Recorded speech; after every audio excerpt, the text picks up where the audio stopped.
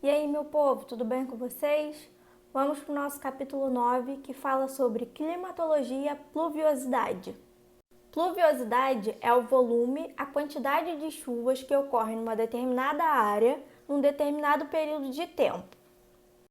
Vamos começar pelo ciclo da água. O planeta Terra possui 3/4 de sua área cobertos por água.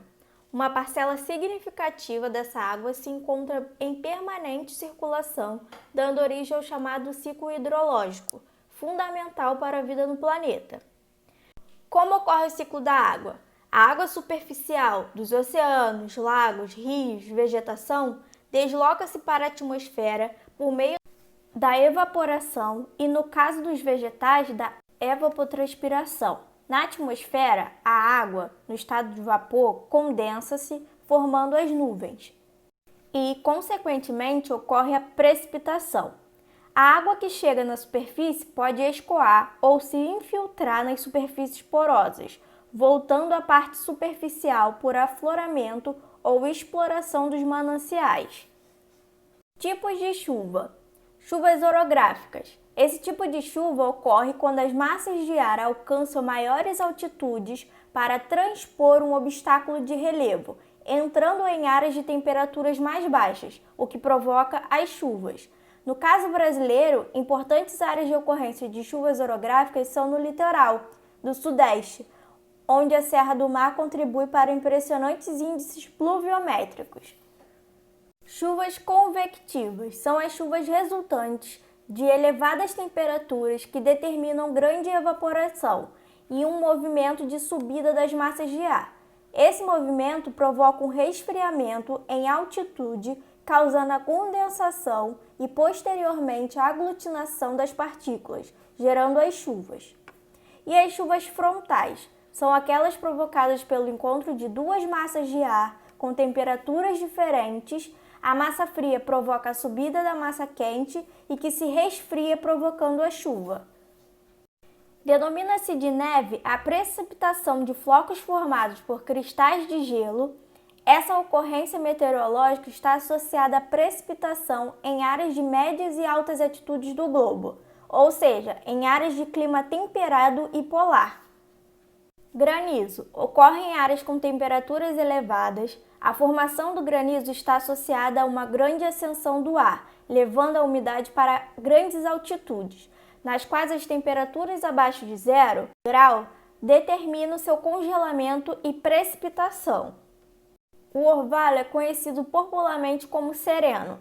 Não constitui uma precipitação, é uma condensação superficial da umidade que se deve ao contato com superfícies frias, como teto de automóveis e vegetações. Em áreas de baixas temperaturas, o orvalho é transformado em geada, com um congelamento superficial da umidade. O processo no qual não ocorre precipitação distingue-se, portanto, da neve. A pluviosidade ela é afetada por certos elementos que se apresentam em diferentes graus para cada local. Esses elementos são diversos e mostram uma forma fixa ou sazonal. Vegetação, por meio da evapotranspiração, controla a temperatura e afeta diretamente a umidade do ar. Em locais de vegetação equatorial ou tropical, o nível de umidade será elevado, uma vez que a evapotranspiração é alta, afetando diretamente o regime de chuva. Relevo é outro componente estático natural, atua como barreira no caso de chuvas orográficas ou auxiliadoras para a formação de áreas desérticas. Massas de ar têm suas características associadas ao seu ponto de origem, são as principais influenciadoras das chuvas no continente. Uma massa de ar quente tem sua formação no continente ou em uma zona tropical equatorial. O nível de umidade de massas de ar também terá influência no seu ponto de origem. Será maior quando gerada no mar e será mais seca quando gerada no continente. Maritimidade e continentalidade são fatores que ditam o regime de chuvas devido à proximidade ou ao afastamento da influência do mar. Posicionamento latitudinal. Quanto mais próximo da linha do Equador, maior será a temperatura e a evaporação e evapotranspiração logo maior será a umidade do local. Acidade e a chuva. A precipitação ou a chuva é um fenômeno global que acontece de forma natural, contudo, de diferentes formas específicas para cada região do planeta. Partindo da ideia de que cada local possui um nível pluviométrico e que as regiões tropicais apresentam um regime de chuvas elevado, é possível notar que as chuvas torrenciais em certas épocas do ano. Dito isso, enchente em áreas urbanas ocorrem de forma frequente nesses locais, porém não é o único motivo. Nos centros urbanos, os solos são impermeabilizados por meio do asfaltamento das ruas e pela construção de calçadas. A capacidade de infiltração que os solos porosos possuem não consegue ser suprida pelo sistema de galerias pluviais, ralos e bueiros, aumentando assim o índice de inundação.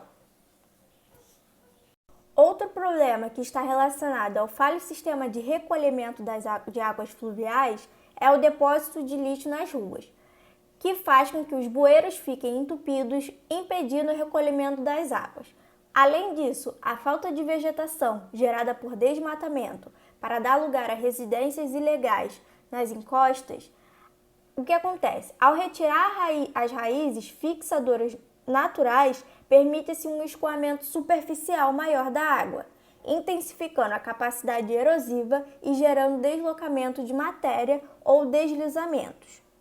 Soluções: processo de reflorestamento, a melhoria nos sistemas de galerias fluviais, o sistema de alerta para avisar sobre possíveis deslizamentos e a conscientização e combate para evitar o depósito de lixo nas ruas. Vamos para o nosso capítulo 10. Climatologia, pressão atmosférica e massas de ar. As áreas de alta e baixa pressão. Pressão atmosférica é a força exercida pela atmosfera sobre a superfície terrestre. Nas áreas em que o ar faz um movimento descendente mais intenso, tem-se uma maior pressão, e nas áreas que o movimento é ascendente, a pressão é menor. Essa diferenciação permite a definição de áreas de alta e baixa pressão atmosférica. As diferenças de pressão têm origem térmica. Nas áreas de maior temperatura, o ar mais leve tende a subir, gerando centros de baixa pressão. Nas áreas de menor temperatura, o ar mais frio e pesado tende a descer, formando um centro de alta pressão. Então, o que a gente pode concluir disso? Que a pressão atmosférica ela é inversamente proporcional à temperatura. O vento é o deslocamento horizontal do ar, que ocorre sempre das áreas de alta pressão, também chamadas de anticiclones, para as de baixa pressão atmosférica, também chamadas de áreas ciclonais. As massas de ar são formadas quando enormes porções de ar ficam estacionados por longos períodos sobre determinada localidade. Pode-se dividir as massas de ar de acordo com a sua temperatura e umidade. As massas que se formam próximas às latitudes mais baixas, climas intertropicais, são consideradas quentes, enquanto as massas formadas em latitudes mais elevadas, climas subtropicais e polares, são consideradas frias.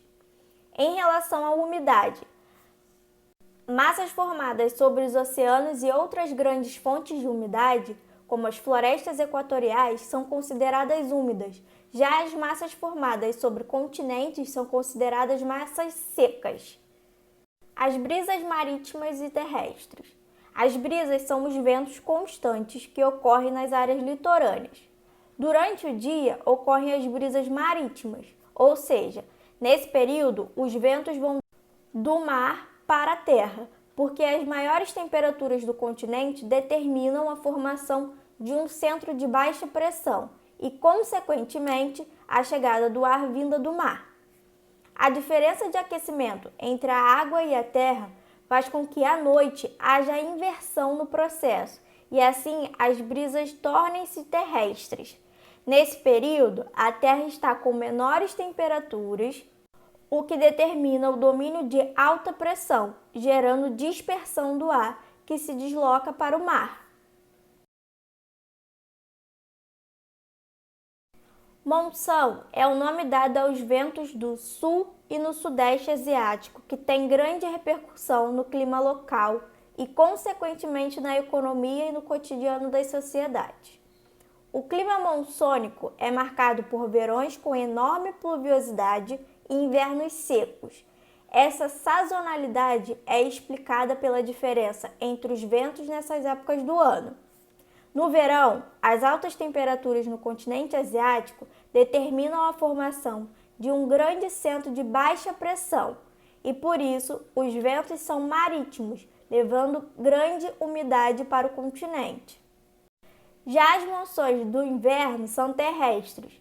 O deslocamento do vento do continente para o oceano é justificado pela mudança dos centros de pressão atmosférica, que por sua vez acompanha a variação do aquecimento entre a água e a terra.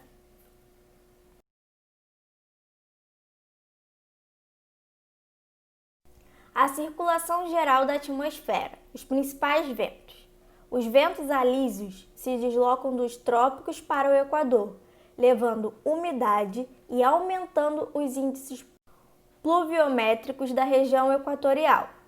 Essa convergência dos ventos alísios define a zona de convergência intertropical, que pode ser entendida como uma área de encontro da umidade deslocada para ventos alísios.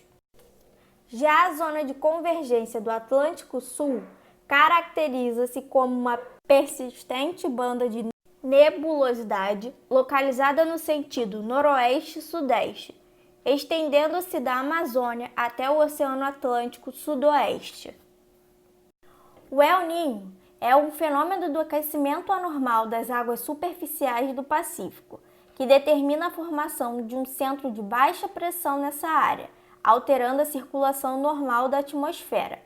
A La Niña é um fenômeno e o resfriamento das águas superficiais do Pacífico, o que causa efeitos opostos ao El Niño, porque gera a formação de um centro de alta pressão sobre o Pacífico. E é isso, meu povo. Continuem fazendo os exercícios. Eu recebi os exercícios de vocês, vocês saíram bem. Continuem assim e qualquer dúvida, escrevam nos comentários e até a próxima.